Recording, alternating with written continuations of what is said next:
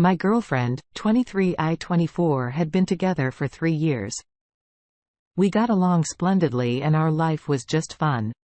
We were able to travel and do fun things because we worked and had money left over after bills. It probably helped that we got a discount on rent for my uncle, our landlord, for my girlfriend's 23rd birthday.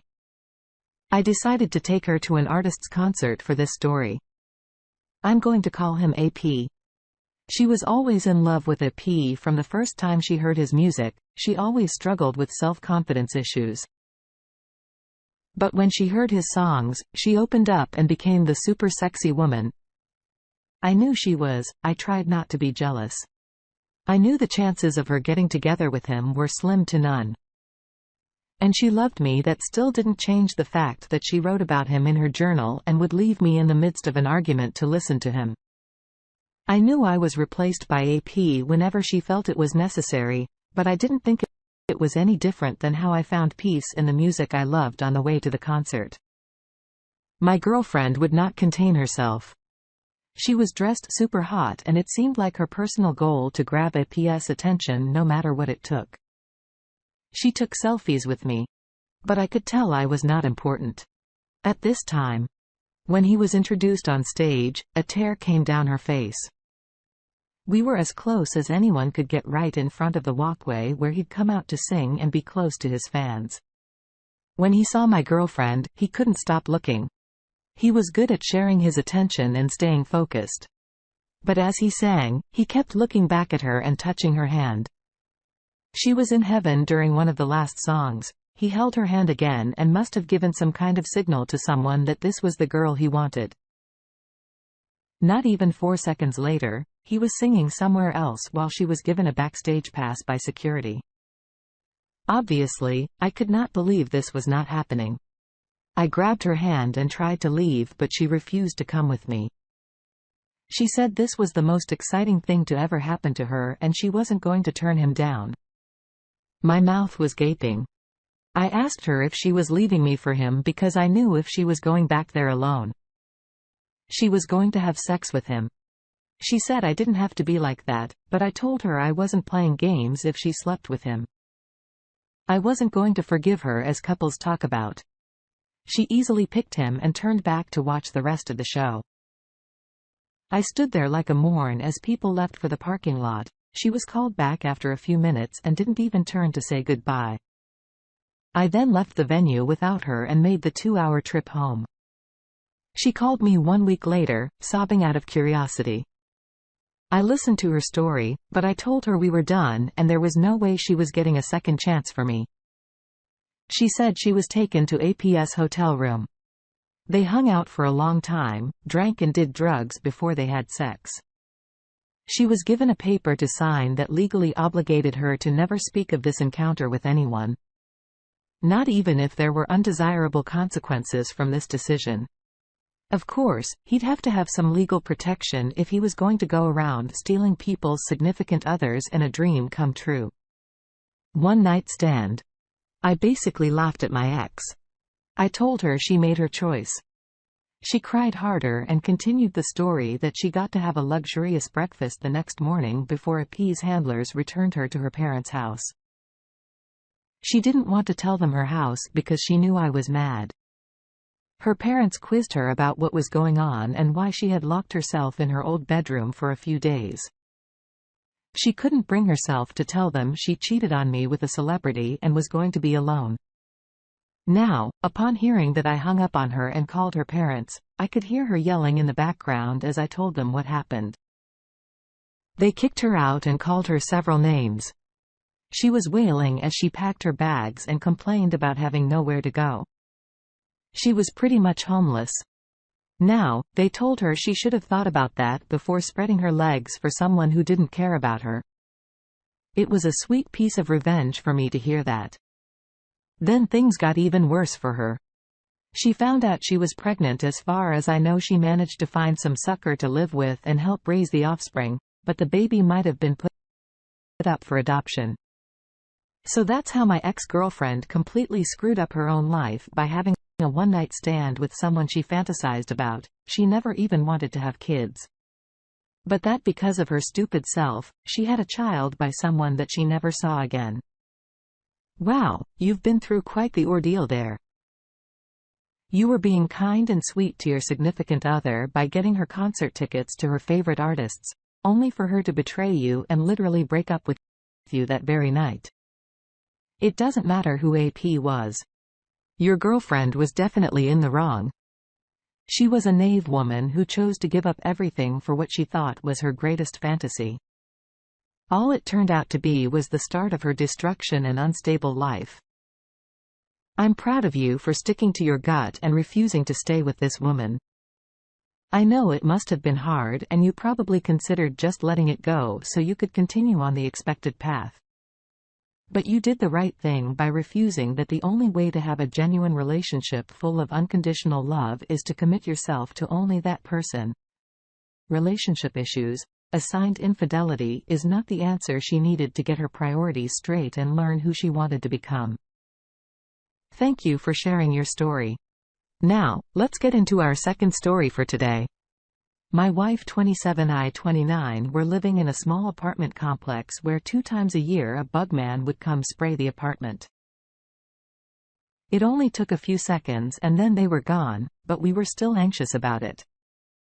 We'd make sure the apartment was clean, and one of the cats we owned was at her uncle's house.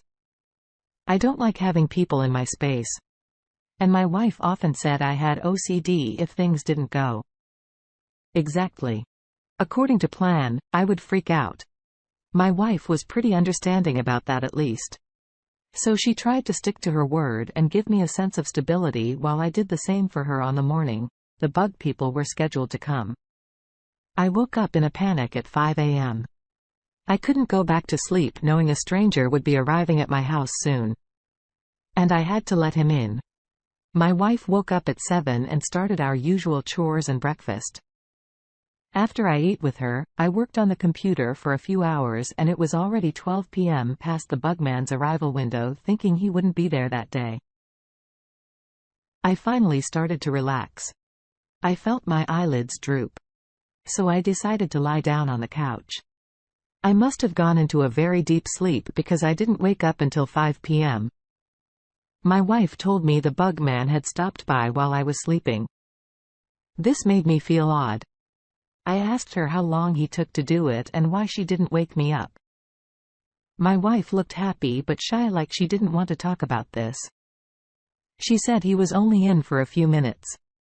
They didn't say much, and she didn't want to wake me up because I was sleeping so well.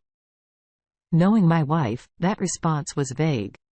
Usually she was very specific and good with words.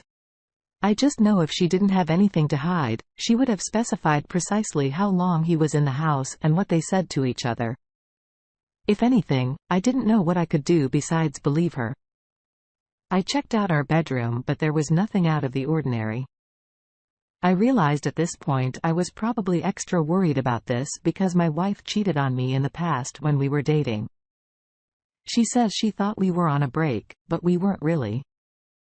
I took out the trash and breathed in the fresh air for a minute to calm down. When I saw a folded note beside our apartment door, it read, "To whoever is snoring on the couch in this apartment right now. I know my bug spray coworker went into your apartment and spent hours with your wife. You'll have to get her to admit what she did with him. Signed, a concerned fellow." I could not believe it. I took the note to my wife in a daze without saying a word. I wanted her to tell me what it meant. She was really caught off guard. I think she was in happy la la land, believing she got away with cheating on me again as I napped in her living room. I think she took pride in thinking she was so clever. When I showed her the note, it was like she was slapped across the face. She said she didn't think it was that long. I waited for her to say more, but nothing came. I asked her if she slept with the man, and she turned bright red. I started losing it, and she couldn't calm me down because she knew she was caught and I wouldn't believe any lie. She was right. I told her to get out. I didn't even wait for her to pack. I just started shoveling things into the hallway of the complex. At least she knew it was safe from bugs. She started panicking for no reason other than her future was uncertain. She didn't care that she broke my heart. She just needed to figure out who she could suck her into giving her a new place to live while she made her phone calls.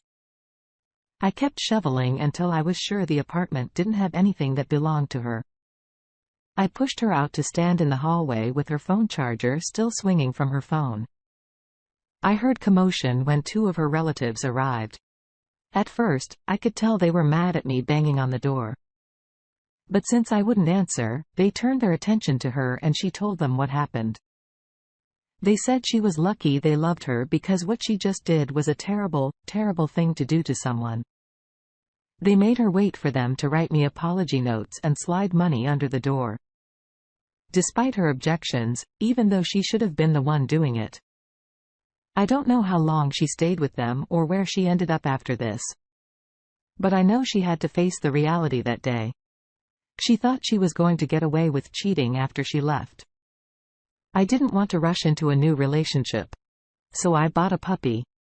He is my love and support until I try to tame a new woman. I am sorry, your relationship with your wife continued after the first time she cheated on you. I know for a fact that she started to believe you were gullible and she could get away with it again. Please don't let this immature and irresponsible woman turn you away from dating completely. Take the time you need to heal and know for sure what you're looking for in your partner. Learn how you communicate with people and what your weaknesses are. So you're better equipped to deal with an entirely different person. Stay grounded and reasonable to help your partner and yourself through obstacles or problems while avoiding any unnecessary drama or selfish arguments. I know you're going to make it through this. You made the hard choice to leave her and it was the right thing to do. You can and will find a better spouse as long as you know who you are and what you want out of life. Thank you for sharing your story. I wish you the best of luck. Thank you all for taking the time to listen to today's stories. If you enjoyed listening, please feel free to like and subscribe. If you haven't already. Also comment below with your thoughts on what happened. If there is a story you would like to share with me about your own situation or someone else's, then please do not hesitate to